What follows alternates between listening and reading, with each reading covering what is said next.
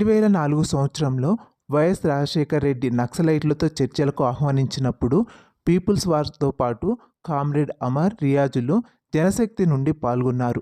చర్చలు విఫలం కావడంతో మళ్ళీ అడవి బాట పట్టారు.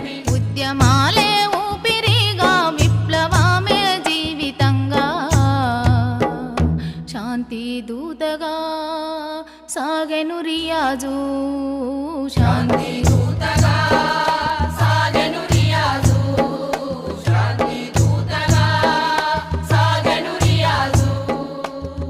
ఈ క్రమంలో హైదరాబాద్ నడిబొడ్డున కాచిగూడ రైల్వే స్టేషన్ పక్కన సీసీ స్టాప్ దగ్గర ఉన్న రియాజ్, విజయ్, రాజు, గౌతమ్లను పట్టుకుని తీసుకెళ్లి సిద్దిపేట దగ్గర బదనకల్లో కాల్చి చంపి ఎప్పటిలాగే ఎన్కౌంటర్ అని కట్టుకథలు అల్లింది కాంగ్రెస్ ప్రభుత్వం.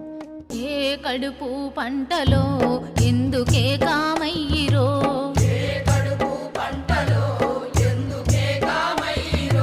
విద్రోహం వలల చిక్కి నేల కొరిగినారురా,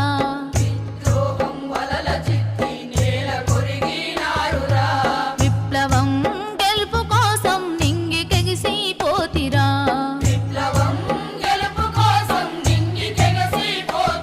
నీ అమరత్వం ఆజేయమైనది, ఉరుములై వినిపిస్తరో